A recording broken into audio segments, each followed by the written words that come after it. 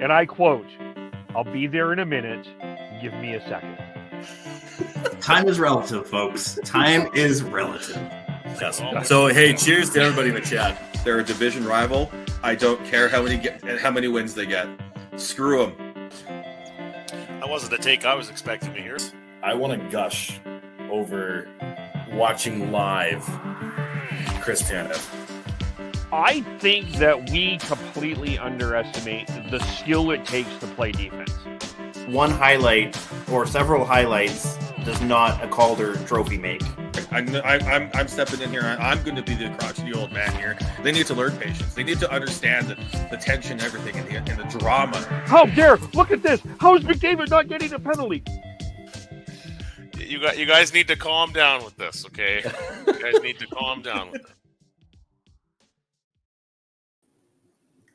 Is there any calm right now, Tyler? Oh, no, there is not.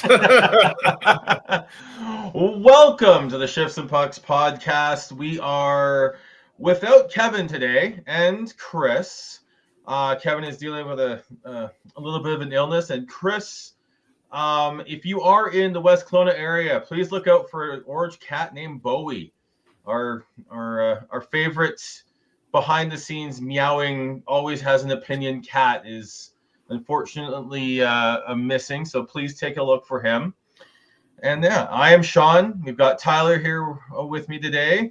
How are you doing, Tyler? Not too bad. We're getting snow again here today, but lest we forget that where you are in Calgary, it's been an interesting last 24 hours or so. Oh God, yeah. So yeah, we got our first big dump of snow, and poor producer Heidi goes into the office 2 to 3 times a week. Monday was supposed to be an office day, so she got on the bus at about 6:15 here in town, and going down the 14th Street hill, and bus gets stuck. So everyone gets out of that bus, gets on another bus. That bus gets another block or two down the same hill, gets stuck as well. And then the original bus had gotten itself unstuck and then couldn't stop and actually rear-ended the second bus. You guys live in Calgary, right? This is in Vancouver? This sounds very Vancouver. Yeah, it is. It does, doesn't it? So then she decided that it was no longer an office day. She was going to work from home and trudged 30 minutes back home after that and worked from home. Trudge. Oh, no. Oh, yeah. It was – we got a good foot of snow overnight on everybody that Sunday, knows Sunday night to Monday morning. Yeah. I'm sure she'll be thrilled to talk about. But so then this morning I got the text saying that there was no bus crashes and she got into the office properly today. So right on. But yeah, it's I do love that we've become the old men who talk about weather to begin our podcast all the time now. Well, we have to let everybody know just how sort of wide in scope this podcast really is in terms of genre experiences. Yes, it is, especially when sometimes we get Devin. If we can never get Devin back on when he's in Ontario, we'll have quite the geographic spread.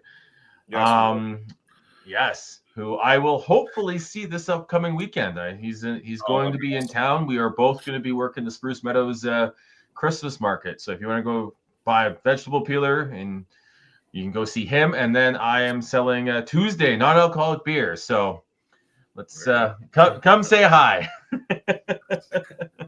We can chat about how crazy a week it was for Vancouver sports and the Canucks.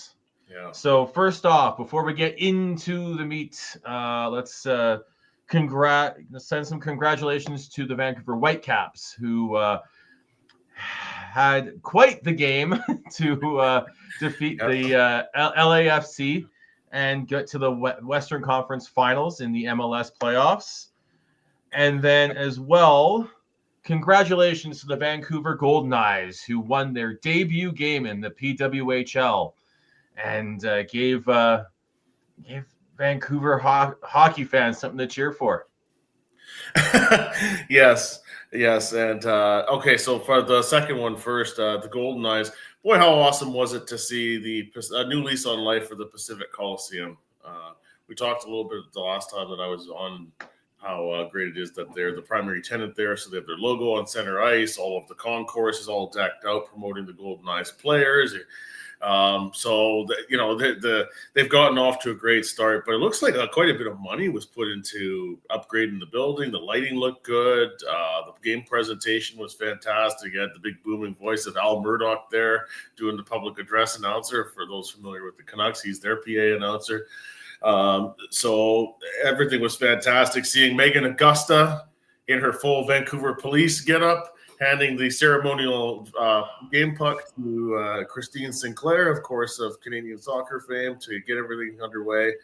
So that was great. And then fittingly, they won the game in overtime. So I guess Seattle, and we'll see what kind of rivalry develops there in the P-Dub as time goes on. But, there's that. You mentioned the Whitecaps, thrilling win and kicks over LAFC in front of almost 54,000 fans at BC Place. So that led up to the Canucks playing the Calgary Flames on Sunday, and it was a total dud. And and I'd be upset if I forgot that also the Vancouver Rise won the inaugural Northern Super League championship. Yeah. So going back a little further, but yeah, so some good and bad for Vancouver sports, but that I would say that there is going to be a little bit of an impact on the Canucks organization here. This, there's some other exciting, shiny new products for fans to spend their money on here, and Canucks are having a tough time right now with the product on the ice. Yeah, so I think what the question would be, can the success or excitement from Whitecaps, Rise, Goldeneyes, take even the BC Lions that had a decent year this past CFL season. It's the sports scene in Vancouver is getting a little crowded. Is that going to take away enough attention from the Canucks for the team, the Aquilini's, Rutherford, Alvin, to take notice? I think if anything, the presence of these other options and the success that those teams are having, I mean, it's novelty with a couple of them, but with the Whitecaps, I mean, that's a product that people have been dying to see get to this moment now for a very long time, and probably a lot of crossover between the people that spend money on these things. And I think it's just a reminder for people of just how mediocre the Canucks can come across sometimes. If when you're the only show in town, people are going to stick with it pretty religiously, whether it's good or bad or otherwise. And now, I believe the Canucks, they need to, they can't just let this whole situation of being near the bottom of the standings fester. They've got to start moving in some direction, one way or the other, and try to start selling that to people. And we can get into that. Yeah.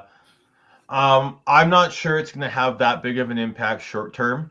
I think you're going to need some longer term results, both with the Whitecaps, who have had their fair share of mediocrity and drama and everything surrounding them. The Goldeneyes are new, the Rise are new, so there's going to have to all those teams are going to have to provide staying power. The Whitecaps are. They've only got the Western semifinal and then hopefully the MLS final left in their season. The Goldeneyes, I think there will be a novelty there. It's probably a more affordable spot for people to spend their money right now.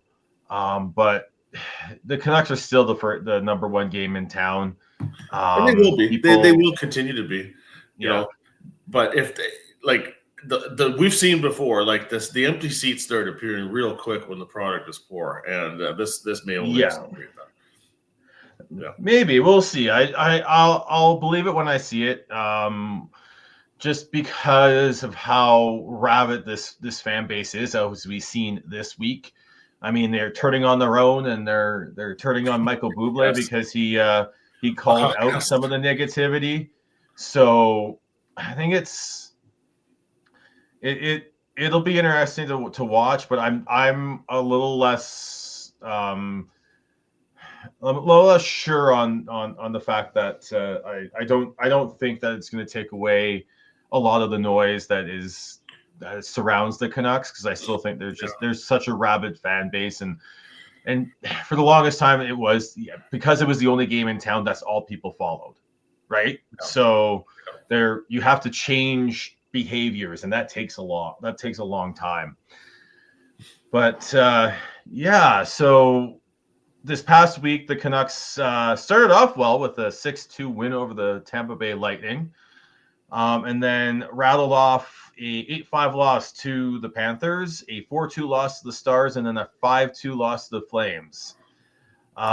Before we get into the big news that last one obviously being the biggest concern because of where the Flames are at in the standings. I mean, you can understand being on the road and back-to-back, losing to Florida, defending champs, Dallas being good as well. But yeah, the Calgary ones really set off the alarm bells. Yes. But yeah, so like the Canucks, the way these games went is they were outshot pretty significantly in the Lightning and Panthers games. They played really well against the Stars, I felt, but were unlucky to lose that game.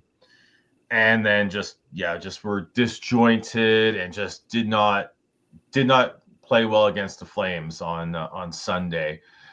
So, before we get into the big news that came out yesterday, Tyler, what did you think of? Is there any takeaways that you had from those games?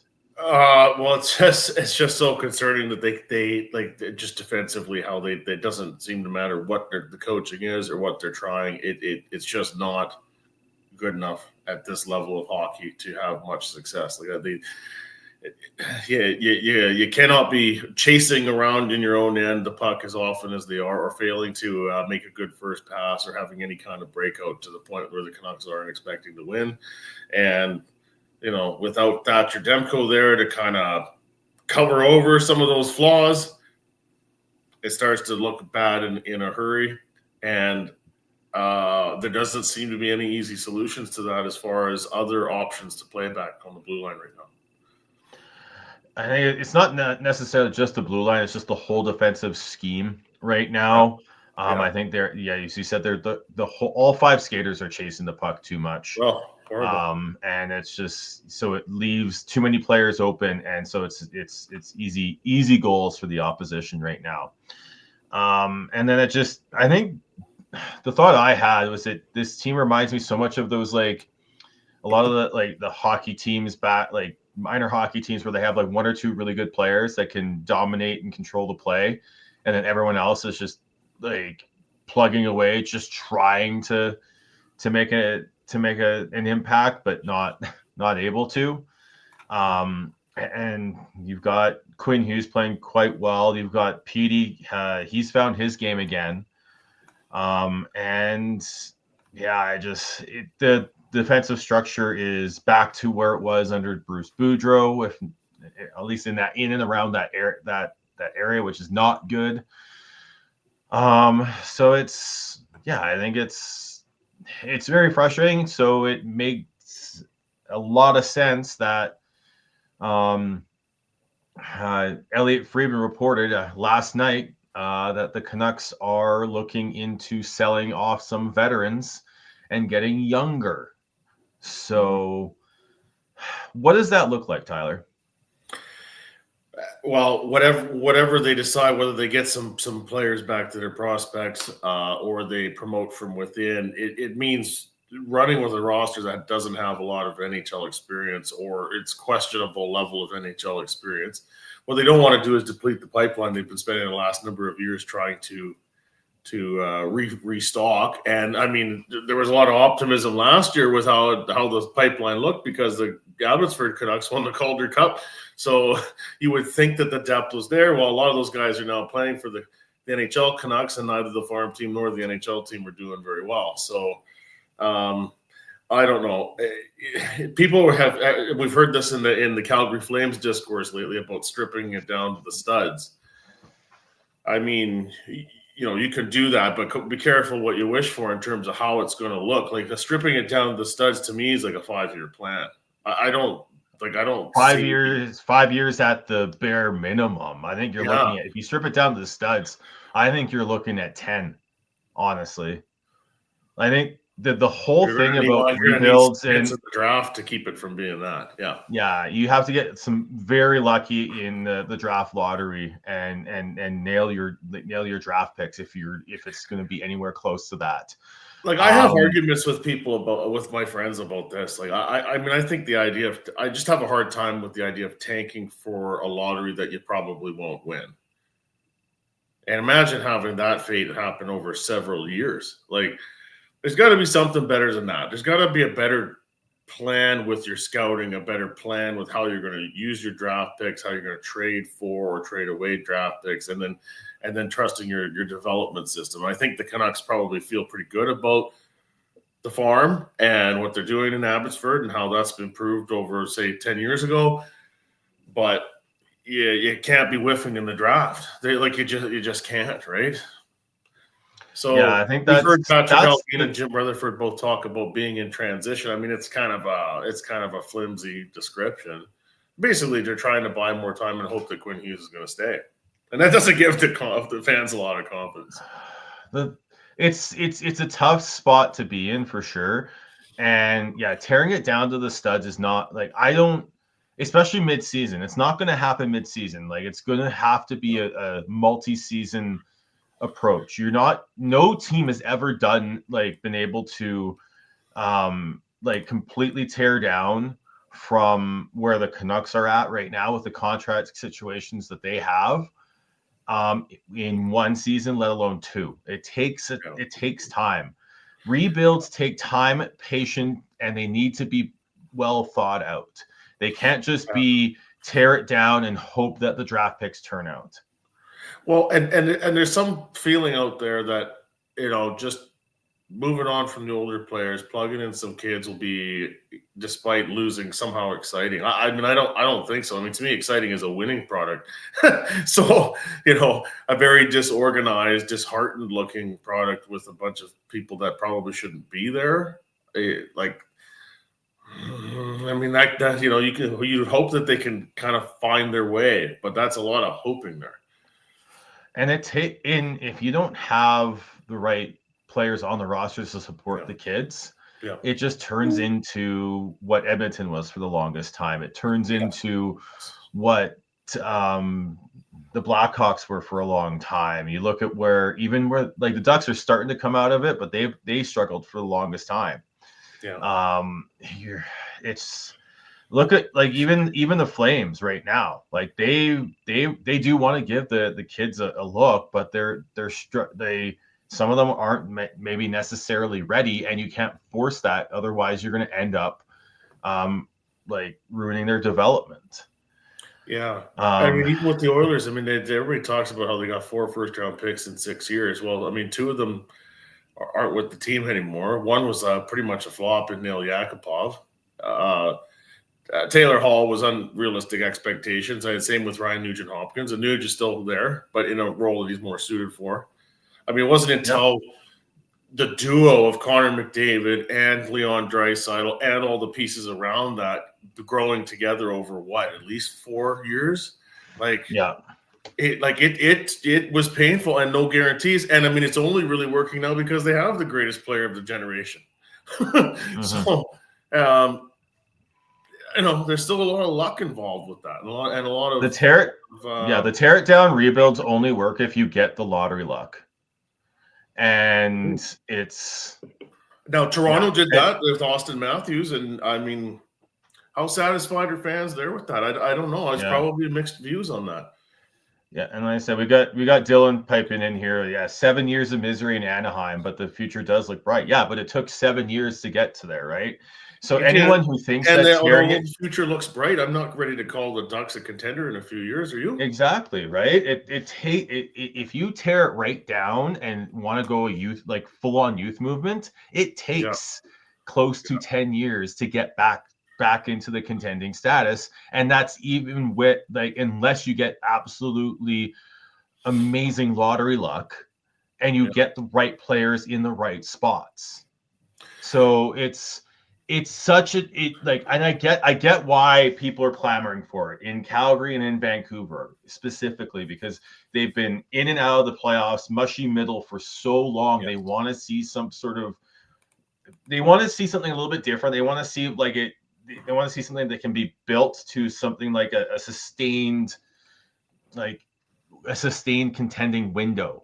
And yes, you can definitely get there with a rebuild, but it's just I think there's also a misconception that you can do it in 2 to 3 to 4 years, because when you can trade away a bunch of these veterans, but you're going to get late first round picks in or even at best mid first round picks to get in return for them, right? And so you're still not getting the top end of the draft other than your one pick that you get every year. Well, yeah, and I mean, and now we can maybe move into the discussion about what happens with Quinn Hughes. Well, let's say they move him just prior to the trade deadline this year. I think the most likely outcome is they're going to make, if they do decide to make the deal, the return, everybody's going to shit on the return. Like they're going to feel like it's not enough. Well, of course it's not going to be enough. The guy's headed for free agency. You're trading again. We've talked about this for years, where they're trading from a position of weakness. And I mean, where Quinn Hughes is at now, he's got one more year left on his deal. Yeah. So if they make the move at the deadline, which I don't think it's going to happen. I think it's still going to be an off-season deal. Either. Yeah. You're gonna and even if it is an off-season deal, you still have one more year, and most likely they're gonna work with Quinn and get him to a spot where he will sign an extension. Yeah. So, in terms of what I think, we're also jumping way ahead in this conversation too. Well, I mean, people are seeing that in the future, right? Yes, but I think it's for me, I think there's a certain way of the way things go, and I think there's so many times when something like this happens where people jump chapters ahead in the book to see what and try and figure out what's going on at the deadline and in the summer, and what's going on with Quinn Hughes, and what does this mean for Patrick Alvin and Jim Rutherford. Well, yeah. And so but in the immediate, for me, the immediate questions are, who are the veterans that the Canucks are legitimately shopping here? Kiefer Sherwood. Kiefer Sherwood's a pending UFA for the next summer. I think he'll get moved. Yeah. What do you think the return is on that? Because I think there is thought that the Canucks would get a first round pick for him. I'm always a pessimist about getting a first round pick. I mean, they did for Bo Horvat. I'm trying to remember if there has been anything that way since JT Miller, Bo Horvat. Right? But then, I mean, they end up flipping those anyways. So fans are thinking, oh, let's load up on first round picks. I mean, no, if that's done, we've seen how this organization handles that. They use it as a piece for another trade. Yeah, I'm not sure that'll be the case this time. It could be, but I'm not sold on that. I think we all expected it. We all expected it with the JT Miller trade, because we saw how they handled the Bo Horvat one. But I think this one's going to be a little bit different. At least I hope as well.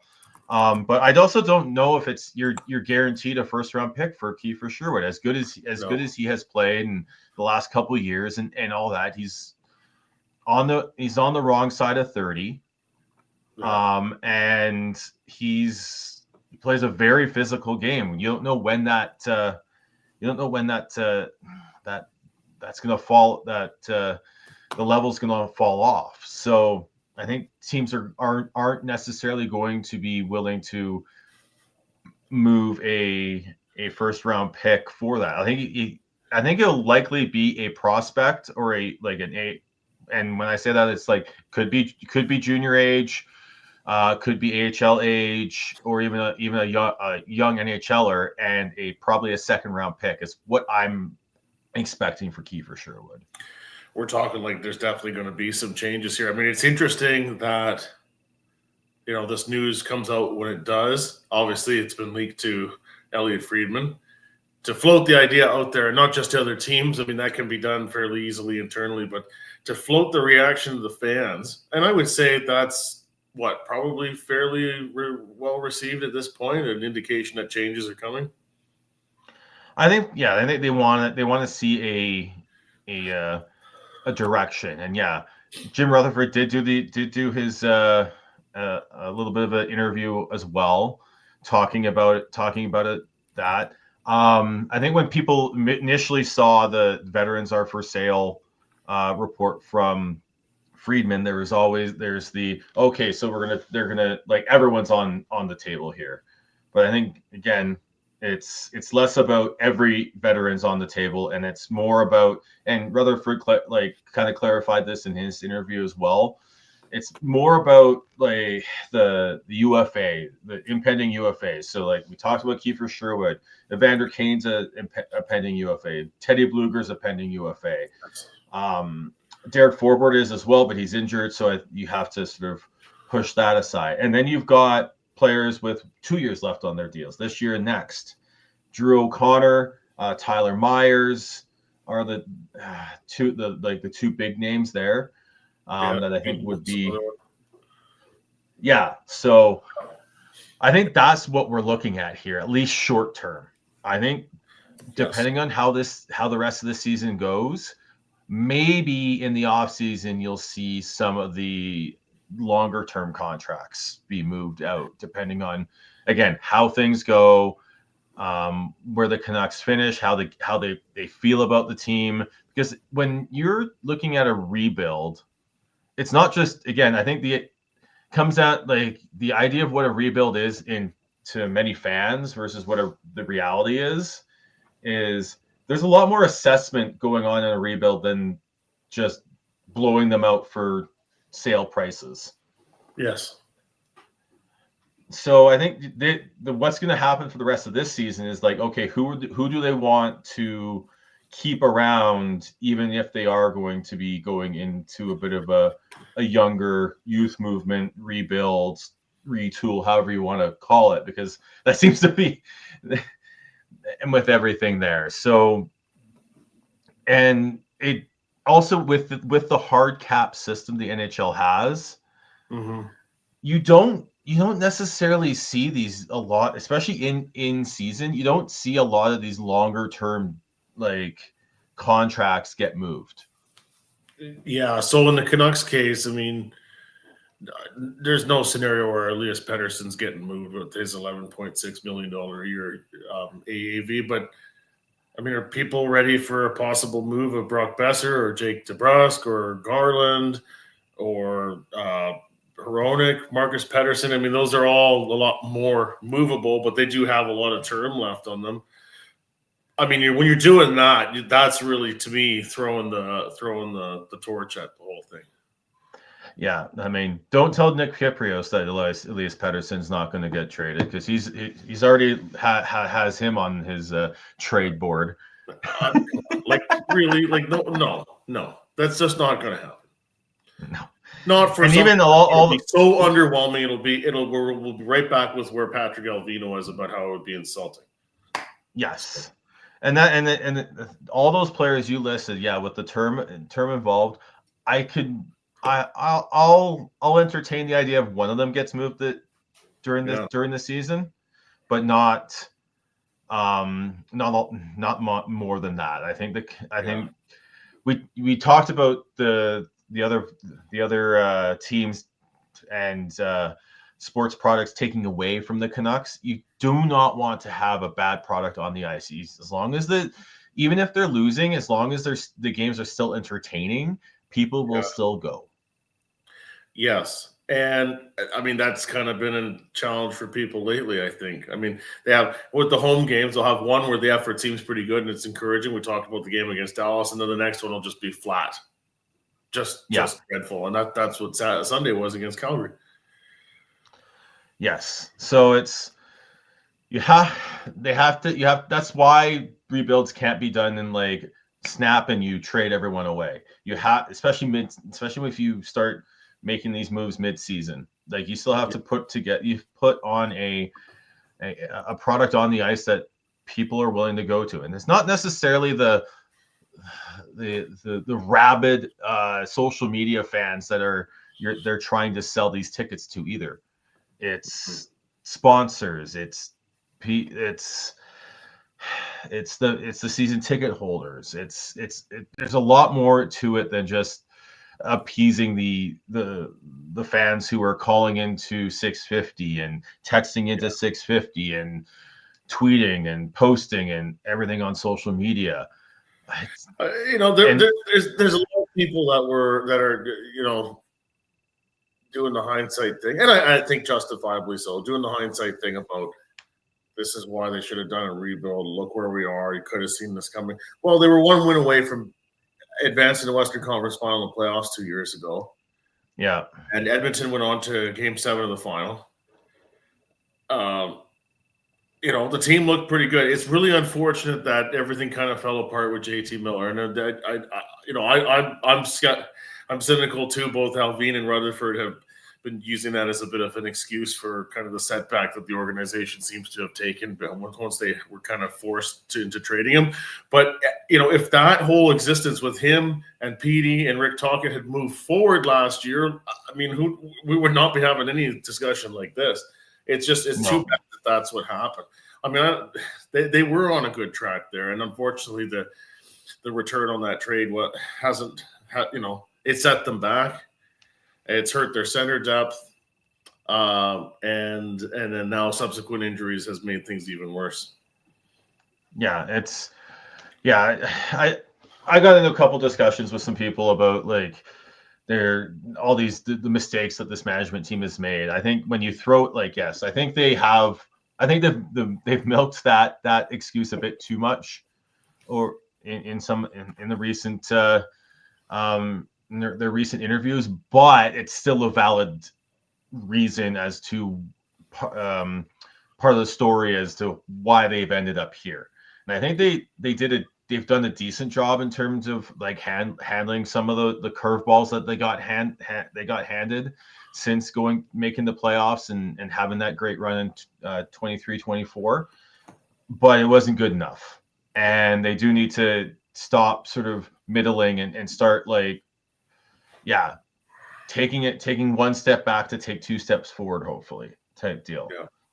And I think the market is going to be receptive to it, but I also think the market needs to take a step back as well and be willing to look at some moves that may not be full-blown rebuild moves that they're clamoring for, and seeing it, wondering it, and be receptive to them and see what they can do.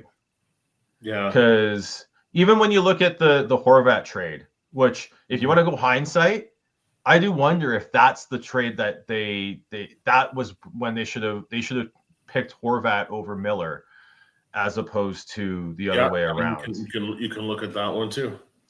I think that's the one that goes back in my brain. I'm like, maybe they don't go on the have such a good run in 23-24, but maybe they're on a better sustainable trajectory after that than what happened after that. So, but again, those are what ifs. But I think I just want to see now that we are going to see a bit of a, whatever we want to call it, rebuild, transition, retool, whatever. I want to see how about just writing off this year? I mean, I can live with with that, I mean, if they move some established pieces for future, whether it's prospects or draft picks, and they finish wherever they finish, like don't have expectations of turning it around and making a push for the playoffs and following out of it a couple of days at the end. If they take that approach of just kind of writing off the season, then we can see what the offseason plan is and where their draft position is and go from there. That's more likely. That's what's kind of been done in the past.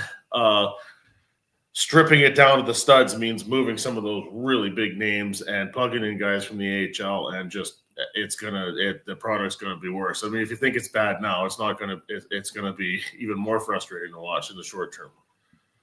Agreed. And it's just, I guess I just want to see some like willingness to look at the different ways of doing things within the market here, because I think I don't think we'll see like pure rebuild tank moves from this front office. No. I do think from the sounds of it, they are not. They realize that it's been a bad run here, and they need to look towards next season and beyond. At this point, I wouldn't say it's necessarily writing off this season, but I think that if you just start looking towards next season and beyond, then I think you can start selling the fan base and the market on what could happen, and you can also start potentially selling Quinn Hughes on that too, because that's the key. Which is also why I don't foresee them unless Quinn Hughes just outright asks for a trade, which isn't out of the realm of possibility, which would absolutely suck, but it'd be devastating. If he doesn't do that, then there's still runway to convince him to stay, because if say they finish near the bottom this year and then get some lottery luck, could you and you get just full on hypothetical, they get the first overall pick and they have Gavin McKenna coming in. Yeah, you've got Gavin McKenna, you could still potentially, and you got Gavin McKenna, Braden Coots up front. You've got and hopefully Lekaramäki can take a step as well. That's a good group of young forwards to I know that's kind of lost in the discourse right now a little bit. All about, we got to not wait to move on from Hughes and recoup assets and say, well, okay, the pipeline still has some players in it. Let's not sort of lose track of that. Braden Coots, you got Lekaramäki up front. We're seeing some growing pains with the kids on the blue line, and Villander and DPD and Mancini, as well as Kudryavtsev and Minio in the AHL. Yeah. But these are the guys that would be playing if you started fire sailing the whole thing. Yeah, exactly, right? You want to be able to develop them properly and at a rate that makes sense, which is why they sent Braden Coots back to Seattle after giving him a taste of the NHL game this year. But if you get back to that and you get that luck, like, I'm sure at the very least you'd be able to convince Quinn Hughes to maybe sign like another like 1 or 2 year deal. I know that's like just kicking the can down the road. You would much prefer to be able to like get him locked up long term, but like, is it? Well, is on short term? Like, it doesn't. That's the thing, is I think we are also going to see that with the cap constantly going up here, I do wonder if we're going to see more players go shorter term on contracts than locking in at these 7-8 year deal, 6-7 year deals. No, once the new CBA fully kicks in, before they like, and so that they can have more flexibility in terms of winning. Because I think like you still have, unless their hand is forced, and which could come from a Quinn Hughes trade demand, or it could come from someone just offering up a king's ransom and their firstborn child and the moon for Quinn Hughes. You still slow play that. Yeah. And like you focus on, like right now, you focus on, okay, out of the players that we have that they're free agents at the end of this year and then going into the end of next season. Who do we want to keep long term as part of this team, or even short term going into next season type deal? Who do they want to keep?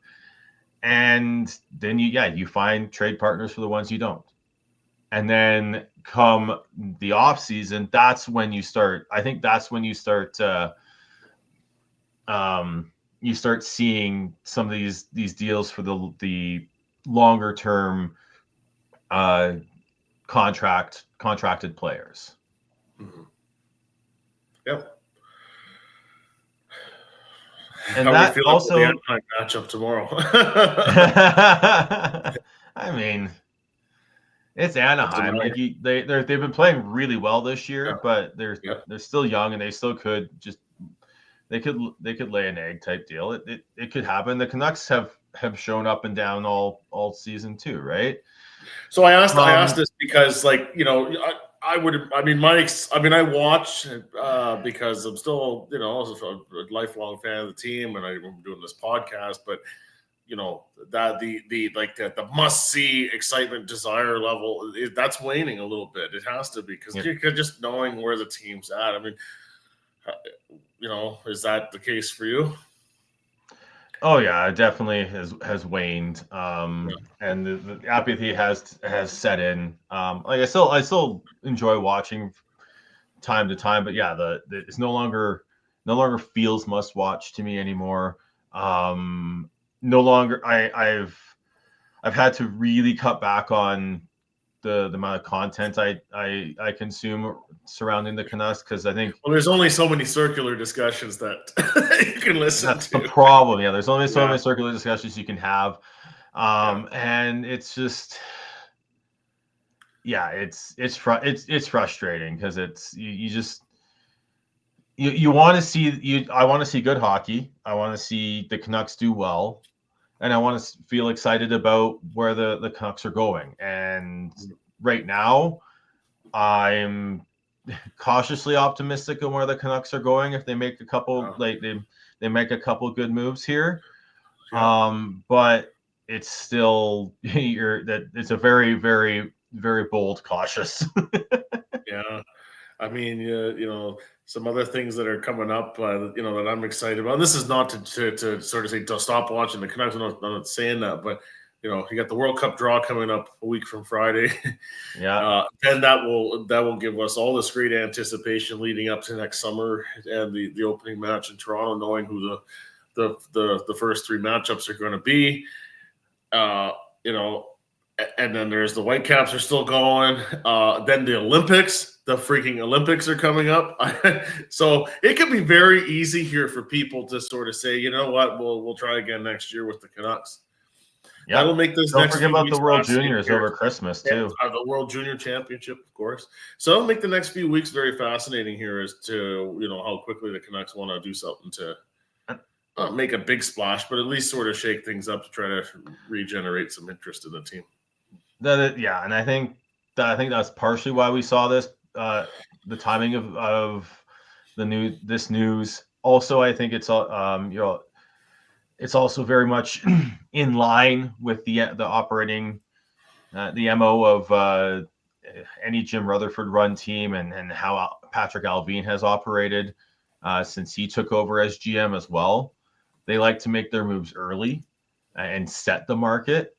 So I think it makes a lot of sense that they're like, okay, this season's not going the way we thought. It's time to rethink and reset for and look past this season. So yeah, I think as you said, Tyler, with everything coming up, you've got so many things pulling the eyeballs in different directions here that they're definitely good. They could get lost in the shuffle here, honestly, especially in the new year once the lead up to the Olympics starts happening. Because we're going to get the roster announcements before Christmas. You'll have the World Juniors. You'll have the lead up to the Olympics.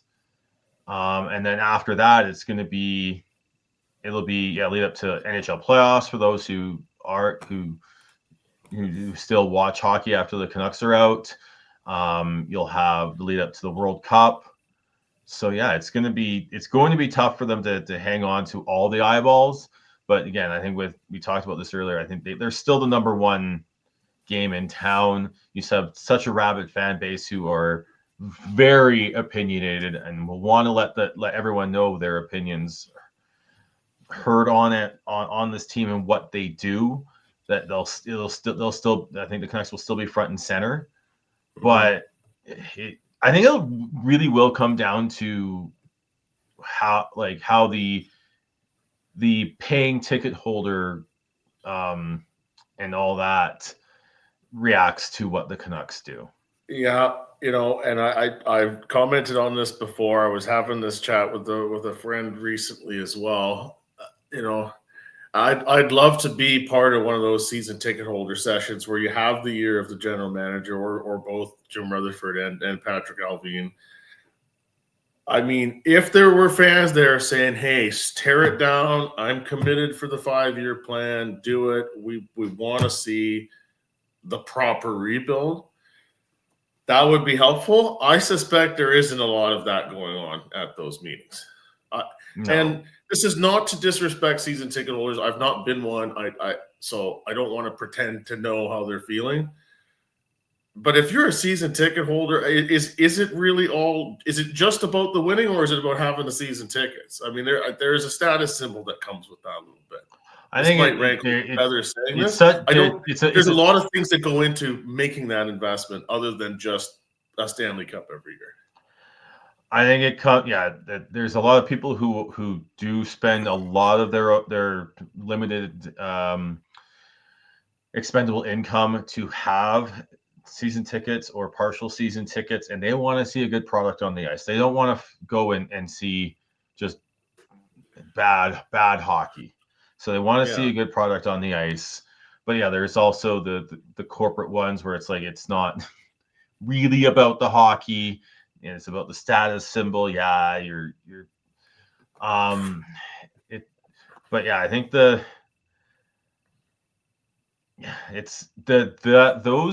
season ticket holder meetings next. When do they usually have those? Like in the spring, or whenever they use. Then the next one is going to be interesting.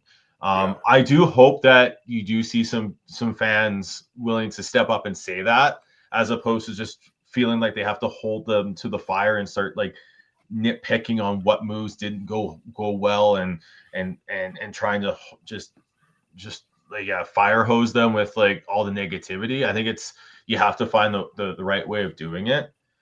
That being said, like I think we've learned. I don't know if it's just because there's so much media these days, and we're seeing so many owners and presidents of hockey ops and GMs do so many interviews that like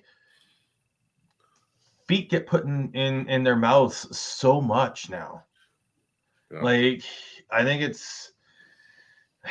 I'm not sure how much it actually how much it actually helps to have that like doing so many interviews. Like we're studying with in Calgary, you had Don Maloney pissing off a lot of the fan base by saying that they aren't going to sort of just they're still trying to win this year. And you've got how many times has Rutherford and Alvin sort of said things that have lit the market on fire? I mean, it's the old adage that we want people to give honest answers, but then we kill them when they give honest answers, Yeah. And executives, they've their superiors and ownership are listening. There's a little bit of upward managing that goes on in these public comments, and then there's what are the other teams listening to, and then they're wanting to be honest. And sometimes the honesty comes across with some frustration bubbling beneath the surface, and you get a message that can be a little bit unproductive. you put all that together. It's not that easy to just go in front of the cameras and say everything perfectly, and the fans be like, okay, yep, good, moving on. Like it just doesn't work that way. Like as much as we'd love it to, some of these press conferences are a little bit turned into a bit of a mess for them later. Yes, and we saw that with even Adam Foote this week with comments about he was really going full analogy there. So and then just the how hyper focused some people are on this team, and it's just I think that's where I'm more frustrated with, is just how I just, outside of like coming on here and being able to talk with like you and Kevin and Chris about the Canucks, I can find it very frustrating, because I feel like there's so much like nitpicking and so much these like idealistic ideas on what the Canucks can and should do and how quickly a rebuild should happen. I think the biggest thing right now is we have to, with what's the sounds like the plan is, we still need to temper expectations. I think the returns we're going to get for a lot of these players that get traded are going to be underwhelming for many. But it's like if you temper your expectations, I think maybe they can overshoot that a little bit on a couple, but temper that, and then temper your expectations on how long this is going to take, especially if they do end up trading away a few more veterans in the offseason, or however this plays out. Because as Dylan said earlier, bring this comment back up, 7 pretty miserable years in Anaheim, and you're only just starting to see the light at the end of the tunnel here. Yeah. So it's not if you expect 2, 3, 4 years for a return, then I think you're fooling yourself. If you're ready for 5+, then I think you're setting yourself up for 6. You're setting yourself up to be at least have your expectations met, if not exceeded, if things go right. Like I said, for this to go right for the Canucks, they need lottery luck, and they need to nail every first round draft pick, because a lot of what's put where the Canucks why the Canucks are in this situation is they've had first round picks that have not panned out properly. The Ole Ulevis, the Jake Virtanens. Boy, I know we're going back, but like you think about it, like they're all setbacks to what's up here. Yeah. If they don't whiff on Ulevi, and they go defense and they get a McAvoy or a Chychrun, that helps huge. That helps a lot for that team to stay competitive and build. Even if they had gone with the Matthew Tkachuk there, again, that just makes things so much easier up front. The Virtanen one, what was it? Ehlers and Nylander were right there, huge. But you have to nail your first round picks if they're going to have any chance at turning this around and building something sustainable the way they had at least near around the 2011 Cup run.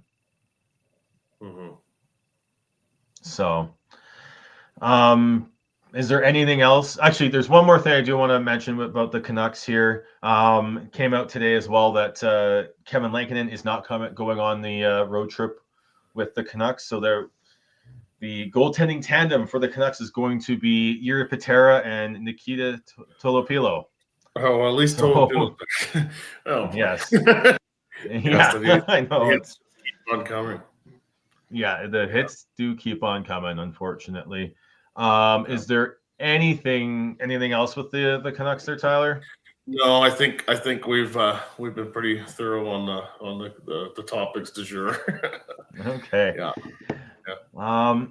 You've got something you wanted to speak on. I do, and I appreciate you giving me the time. This time of year here in Terrace is always a challenging one for people connected to hockey because of the tragic loss of a couple of popular people from the hockey community. It was a week ago in 2018 that we lost Cameron Kerr tragically in a pedestrian hit and run incident west of Terrace, and that's a case that's still before the courts. There are suspects that have been charged, and hopefully there'll be some justice served for that family, the Kerr family. And it was 2 years ago today that we lost Austin Braid after a battle with brain cancer. I just wanted to just say with this platform I'm privileged to have that to the families, we're thinking of you. It's been very warm to see the support around Terrace and the broader region for these families and how the hockey world comes together. Even though the battles on the ice are fierce, there is that unity behind these players and their families. And both those men are dearly missed. They were very popular figures and very exciting to watch play that sport. Yeah, it's tough when you have such big people in communities when you lose them. I was unfortunately lost a neighbor couple weeks ago unexpectedly, and so my hearts go out to anyone who's still having the grieving process, going through the grieving process, or having it reopened this time of year, because I know that can happen. But thank you, Tyler. And again, if you're in West Kelowna, keep an eye out for Bowie. Orange cat, fluffy, likes to meow a lot. We miss him dearly because Chris. He was on the show. He was a nice side character. He's a nice side character on this podcast, and we want to see him on the podcast again. So please keep your eye out. And Chris is SCHNIDZ on X, Blue Sky. I believe Instagram as well. Instagram. So please, if you're in West Kelowna and you find him, please let Chris know. Poor Chris is absolutely distraught.